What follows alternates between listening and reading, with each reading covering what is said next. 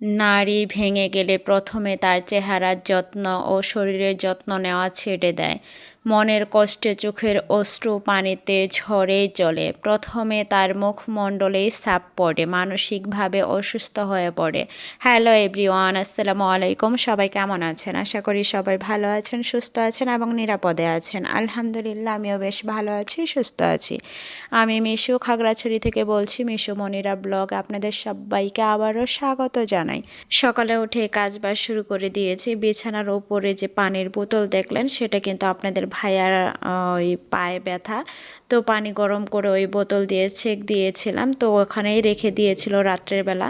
তো ওইটা রাত্রের বেলা ওইখান থেকে উঠাইনি, তো ওইটাই সরাইয়ে দিচ্ছিলাম আর আপনাদেরকে দেখাচ্ছিলাম যে হ্যাঁ, আমি প্রথমে পাতিলে করে গরম পানি করে তো ওইখানে কাপড় লাগিয়ে ছেঁক দিতাম।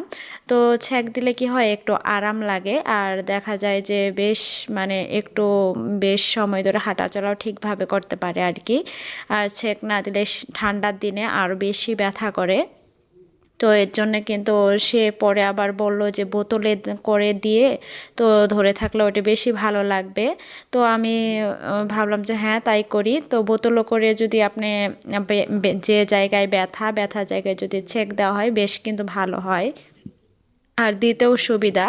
তো যাই হোক, কথা বলতে বলতে অনেক দূর চলে এসেছি। এই পর্যন্ত যারা চলে এসেছেন, একটা লাইক দিতে ভুলে গিয়েছেন, প্লিজ একটা লাইক দিয়ে পুরো ভিডিওটা দেখার অনুরোধ রইল। আর যারা নতুন বন্ধু আজই আমার চ্যানেলটাকে ভিজিট করছেন, তাদেরকে একটাই রিকোয়েস্ট করব, প্লিজ সাবস্ক্রাইব করে পাশেই থেকে যাবেন। আর যারা অলরেডি এই কাজটা করেছেন, তাদেরকে তো অসংখ্য অসংখ্য ধন্যবাদ জানাই। তো এদিকে কিন্তু আমি টেবিলটা অনেক অগোছালো ছিল, যেহেতু রাত্রে খাওয়া দাওয়া হয়েছে। খাওয়া দাওয়া হওয়ার পর কিন্তু আমি সব কিছু টেবিলেই রেখে দেই, যেহেতু আমার রান্নাঘরটা বাহিরে, তো বাহিরে আর যাওয়া হয় না। তো টেবিলটাও গুছিয়ে নিয়েছি, ওর ফাঁকে কিন্তু বিছানাটাও গুছিয়ে নিয়েছি। নিয়ে তারপর কিন্তু চলে এসেছি আলনা গোছাতে। ওই দেখা যায় যে আলনা, টেবিল, বিছানা এগুলো কিন্তু রাত্রেই এলোমেলো হয়। কারণ আলনার উপরে রাত্রে যে আপনাদের ভাইয়া অফিস থেকে আসার পর কিন্তু সেই কাপড়টা খুলে ওখানে ছড়িয়ে দিয়ে রাখে, যদি একটু ঘাম থাকে সেটা শুকানোর জন্য আর কি। তো যাই হোক, ওইভাবেই থাকে, সেটা কিন্তু সকালেই গোছানো হয় আর কি। তো রুম ঠুম ঝাড়ু দিয়ে চলে এসেছি। তো থাল বাটিগুলো সব কিন্তু আমি এই যে বেসিনের এইখানে রেখে দিলাম। রেখে দিয়ে তারপর কিন্তু আমি উঠানটা ঝাড় দিয়ে নিচ্ছি। তো মোটামুটি আলো আছে, আলো বলতে কি বোঝাচ্ছি জানেন, সূর্যের আলো, রোদ উঠেনি এখনও।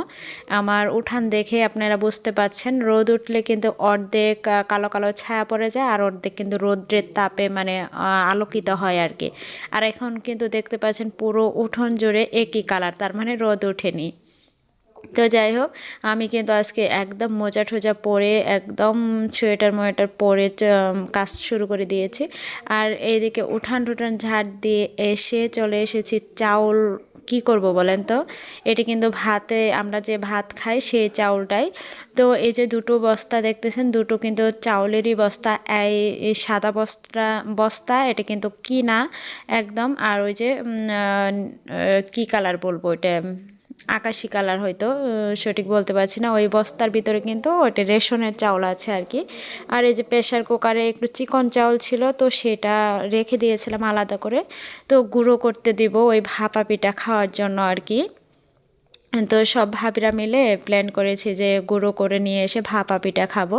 তো এর জন্যে চাউলটা ভালো করে ধুয়ে একদম ভিজিয়ে রেখে দিব 1 ঘন্টা। তারপর কিন্তু পানি ঝরিয়ে হালকা শুকিয়ে নেব। নিয়ে তারপর কিন্তু গুঁড়ো করতে দিব। আর এই জিনিসটা গুঁড়ো করতে দিয়ে এত অবস্থা খারাপ, কি আর বলবো, যেহেতু পাহাড়ি এলাকা, কোথায় কি করে জানি না। তো একজনের ভরসাতে আমরা গুঁড়ো করতে দিয়েছিলাম, তো ওইটা কিন্তু একদম নাজেহাল অবস্থা বানিয়ে এনেছে। তো তারপরেও যতটুকু এনেছে খাওয়া যাবে আর কি। কিন্তু যেখানে মনে করেন 20 টাকা লাগতো, সেইখানে আমাদের দিতে হয়েছে 40 টাকা, 50 টাকা এরকম পড়েছে, এরকম অবস্থা আর কি। তো যাই হোক, অনেক বক বক করে ফেলেছি। এদিকে রান্নার জন্যে যা সবজি, মাছ, মাংস যাই হোক যেটা রান্না করবো সেগুলো কিন্তু বের করে নিয়েছি। তো এখানে কিন্তু ছোট চিংড়ি মাছ আর গয়ালের মাংস বের করে নিয়েছি। গয়ালের মাংস আর আলু দিয়ে ভাজি করব, আর চিংড়ি মাছ দিয়ে ওই যে 2 পিস লাউ আছে, তো সেই লাউ দিয়ে রান্না করব। ওইটা কিন্তু ওই আমাদের ফ্রেশে দিয়েছিল তাই। আর এদিকে কাজ করতে করতে ক্ষুধা লেগে গিয়েছে। দেখা যায় যে সকালের নাস্তা আমার সেই রকম করা হয় না, আর যখন একটু রুটি বানানো হয় তখন একটু করা হয়, আর এমনিতেই করা হয় না। আপনাদের ভাইয়া যদি নাস্তা না করে অফিসে চলে যায় তাহলে দেখা যায় যে আমার জন্য আর কিছু করি না। ওই দেখা যায় যে যদি বেশি ক্ষুধা লেগে যায় তাহলে যে এরকম করে ডিম পোস্ট করে আমি খেয়ে নিই, আমার কাছে ভীষণ ভালো লাগে। তো ক্ষুধা লেগে গিয়েছিল, এর জন্য ভাবলাম দুইটা ডিম পোস্ট করে আগে খেয়ে নেই, তারপর রান্না বান্নার কাজ শুরু।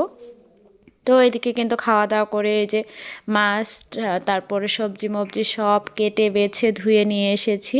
এই যে দেখুন, ধুয়ে নিয়ে এসে চিংড়ি মাছগুলো কিন্তু হালকা হলুদ দিয়ে ভেজে নিয়েছি তেলে। এই যে দেখতে পাচ্ছেন লাল লাল করে ভেজে নিয়েছি, নিয়ে ওই লাউ দিয়ে আর একটু আলু দিয়ে, একদম লাউ তো অল্প, এর জন্য একটু আলু দিয়ে ওই লাউ চিংড়ি করব আর কি। তো খুব খেতে ইচ্ছে করছিল, আর বিশেষ করে লাউটা আমার তেমন ভালো লাগে না, অনেকেরই খুব পছন্দ কিন্তু আমার তেমন ভালো লাগে না, কিন্তু আছে তো এর জন্য একটু ভাবলাম চিংড়ি মাছও আছে তো একটু মানে লাউ চিংড়ি করি। তো যে ভেবেছি সেইভাবেই করেছি আর কি। তো এদিকে একটু আলুও দিয়েছিলাম, আলু দিয়ে ওই জিরা ফোড়ন দিয়ে পেঁয়াজ দিয়ে আমি আগে বাটা মশলা ভেজে নিয়েছি, তারপর কিন্তু লাউ আর আলুটা হালকা করে তেলে আগে ভেজে নিয়েছি, নিয়ে তারপর যে গুঁড়া মশলাগুলো দেওয়ার সেগুলো কিন্তু দিয়ে দিচ্ছি। এখানে কিন্তু বেশি কিছু না, ওই সিম্পলভাবে ওই মরিচ গুঁড়া, হলুদ গুঁড়া, ধনে গুঁড়া দিয়ে আমি কিন্তু ভালো করে নাড়াচাড়া করে নিচ্ছি, নিয়ে কিন্তু আমি মানে কষিয়ে নিব আর কি। ভালো করে কষিয়ে নিলে কিন্তু সেই তরকারি খেতে বেশ মজার হয়। আর ইদানিং একটু চেষ্টা করছি তেলটা কমিয়ে খাওয়ার, তো দেখা যায় যে রান্না করার পর ওই তেল বেশিই পড়ে যায়, কি আর করার। তো তারপরও অনেক চেষ্টা করছি অল্প অল্প তেল খাওয়ার, বেশি তেল খাওয়াটা আসলেই শরীরের পক্ষে ভালো না, তো অনেকেই হ্যাঁ বলে আর কি এর জন্যে। তো যাই হোক, এদিকে কিন্তু আমার লাউ চিংড়িটাও প্রায় হয়ে হয়ে এসেছে। তো ফাইনালি কিন্তু আমার অফ ক্যামেরাতে লাউ চিংড়িটা ভালো করে আমি রান্নাটাও করে নিয়েছি, নিয়ে এই যে গয়ালের ভুঁড়িটা কিন্তু আমি ভালো করে পরিষ্কার করে নিয়েছি, নিয়ে তারপর কিন্তু আমি সিদ্ধ বসিয়ে দেব। কারণ গয়ালের ভুঁড়িটা কিন্তু আমি এমনিতেই পাতিলে সিদ্ধ করলে কিন্তু অনেক টাইম লাগে, যে কোনো ভুঁড়ি মানে গরুর ভুঁড়ি হোক আর গয়ালের আর হোক ছাগলের আর কি। তো যাই হোক, তো এর জন্য কিন্তু আমি এখানে অনেক টুক পানি দিয়ে বসিয়ে দেবো। আর আমার প্রেশার কুকার আছে, তো প্রেশারে না, এই চুলাতে প্রেশার কুকারটা মানে হচ্ছে না আর কি। তো এর জন্য কিন্তু আমার পাতিলেই দিতে হচ্ছে, করার কিছু নেই। তো বেশি করে পানি দিয়ে ঢাকনা দিয়ে রেখে, তো রোদ উঠেছে, বাহিরে এসে দেখে এত রোদ উঠেছে কি আর বলবো, ও সঙ্গে সঙ্গে গোসলে ঢুকেছিলাম, কারণ আমার মানে গয়ালের ভুঁড়ি হতে তো টাইম লাগবে, এর জন্য ভাবলাম যে অন্য কাজগুলো সব করে নিই। এই যে চেয়ারে দেখতে পাচ্ছেন আমি কিন্তু চাউলগুলা মানে পানি থেকে মানে ছাড়িয়ে নিয়েছি, মানে ঝাঁকাতে রেখে দিয়েছি পানি ঝরানোর জন্য, রোদে একটু হালকা যেন শুকায় তাই রোদে রেখেছি আর কি। আর এদিকে কিন্তু আমি গোসল করে রোদে কিছুক্ষণ বসেছিলাম, বসে থেকে তারপর দেখি ফ্রেশ নিয়ে এসেছে। তো কালকের মানে ভিডিওতে দেখেছি 2 দিনের মাংস দিয়েছিল, তো আজকের দিনেরটাও দিয়েছিল মাংস, সবজিটা দিয়েছিল না আর ডিমটা, তো সেটা কিন্তু আজকে দিয়ে দিয়েছে। তো তারপর কিন্তু অনেকক্ষণ পর আমার ভুঁড়িটা রান্না হয়ে গিয়েছে, রোদ্রে অনেকক্ষণ বসেছিলাম, তো থেকে তারপর এসে দেখি ভুঁড়িটা হয়ে গেছে, ভাবলাম আলু দিয়ে ভাজি করে নেই।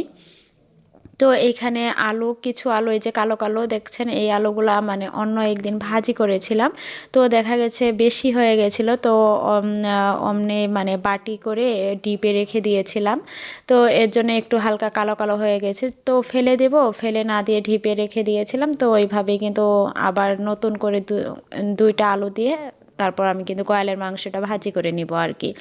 তো এদিকে আলুটা আগে তেলে দিয়ে দিয়েছি নাড়াচাড়া করে, তারপর কিন্তু আমি মরিচ কুচি, তারপর হলুদ লবণ দিয়ে দিলাম, দেওয়ার পর কিন্তু এই যে গয়ালের মাংসটা আমি সিদ্ধ করে রেখেছিলাম সেই মাংসটা দিয়ে ভালো করে ভাজি করে নেব। আর ভাজিটা খেতে এত মজা হয়েছিল আপনাদের মানে কি আর বলবো, যা মানে না না বোঝালেই না।